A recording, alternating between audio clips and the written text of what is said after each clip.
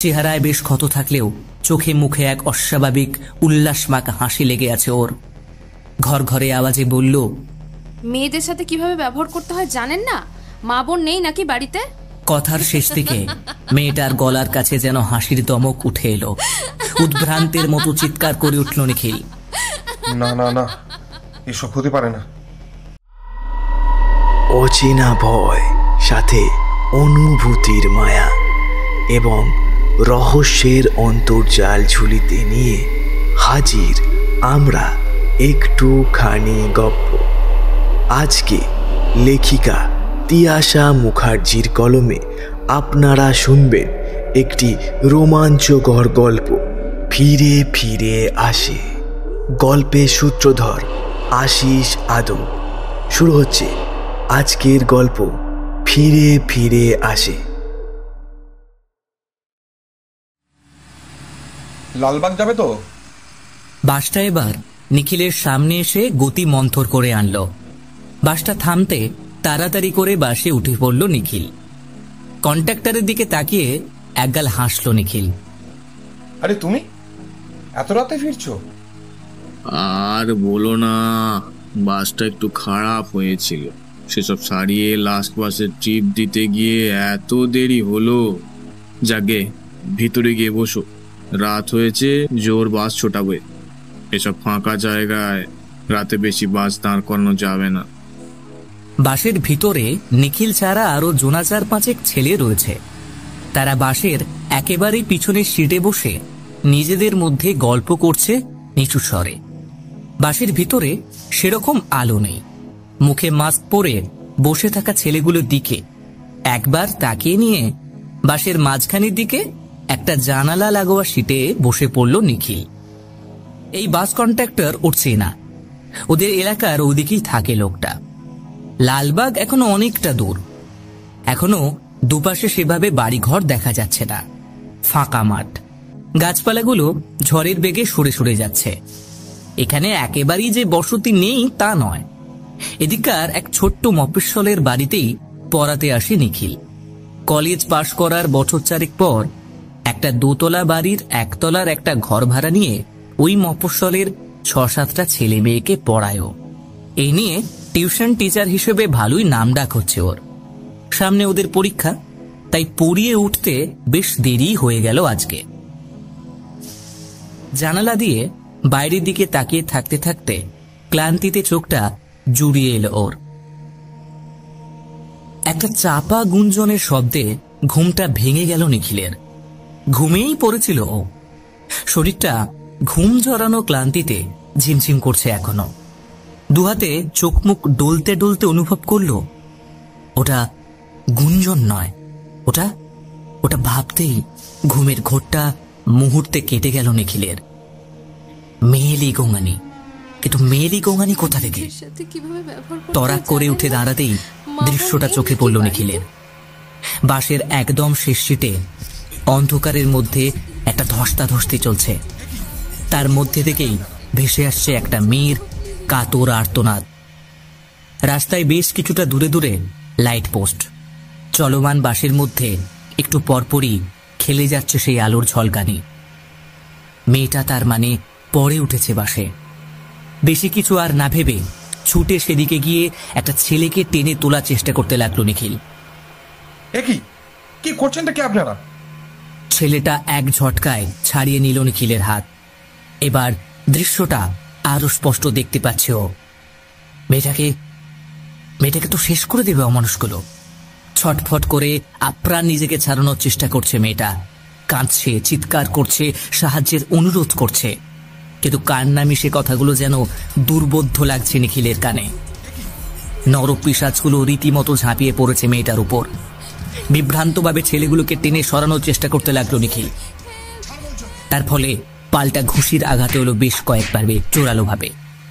একটা ছেলে নিখিলের শার্টের কলার ধরে ওকে ধাক্কা মেরে ফেললো বাসের মেঝেতে। পিঠ আর ডান হাতের কনুইতে যন্ত্রণা করে উঠল ওর। স্বভাবে শান্ত নিখিলও রাগে গর্জে উঠল এবার। জানোয়ার, এত সাহস তোদের?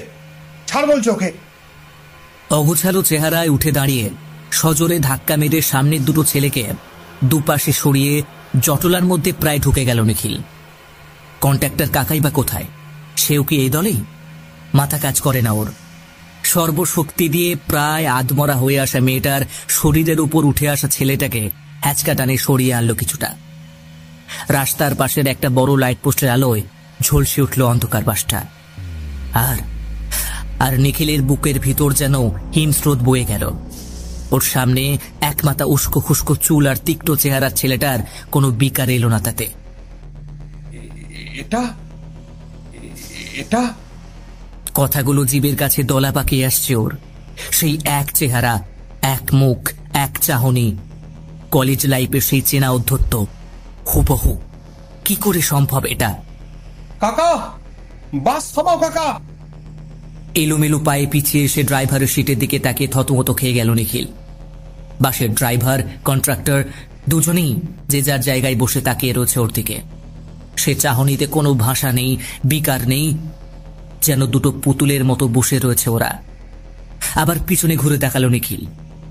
ওর সামনে দাঁড়ানো ছেলেটা ততক্ষণে এগিয়ে এসেছে বাসের প্রায় মাঝখান অবধি।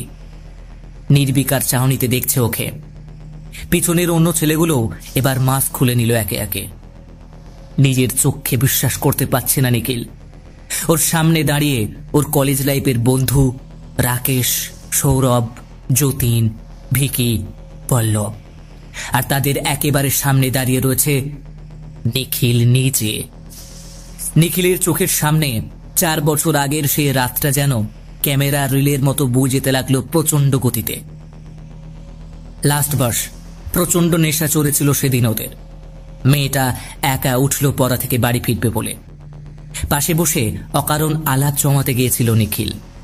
বেশ কড়াভাবে উত্তর দিয়েই বারণ করেছিল মেয়েটা। উত্তরটা খুব গায়ে লেগেছিল বোধ হয়। তাই তো কপালের দুপাশে শিরাগুলো দপদপ করছে এবার। সেসব তো পুরনো কথা। ড্রাইভার আর কন্ট্রাক্টরকে মোটা টাকা দিয়ে আর নেশার লোভ দেখিয়ে চুপ করে দিয়েছিল ওরা। মেয়েটার ব্যবস্থাও করে দিয়েছিল। কেউ কিচ্ছু তো জানতেই পারেনি। তবে 4 বছর পর এসব কি? দুঃস্বপ্ন। আমি স্বপ্ন দেখছি। গায়ে পড়ছেন কেন তখন থেকে? মেয়েলি গলাটা শুনে থতমত খেয়ে সামনে তাকালো নিখিল। ওর সামনে দাঁড়ানো ওর বছর 20 সত্তাটা এবার সরে দাঁড়ালো একটু। তার পাশ থেকে সোজাসুজি দেখা যাচ্ছে বাসের শেষ সিটে বসে আছে একটা বছর 17 তরুণী।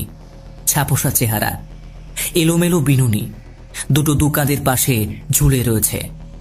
চেহারায় বেশ ক্ষত থাকলেও চোখে মুখে এক অস্বাভাবিক উল্লাসমাখা হাসি লেগে আছে ওর। ঘর ঘরে আওয়াজে বলল, মেয়েদের সাথে কিভাবে ব্যবহার করতে হয় জানেন না? মা বোন নেই নাকি বাড়িতে? কথার শেষ দিকে মেয়েটার গলার কাছে যেন হাসির দমক উঠে এলো। উদ্ভ্রান্তের মতো চিৎকার করে উঠল নিখিল। না না না, এসব হতে পারে না। এটা স্বপ্ন, এটা স্বপ্ন। ওটা পাস্ট ছিল। পাস্টই চলো, ইস পাস্ট। অতীত কখনো ফিরে আসে না, কখনো আসে না।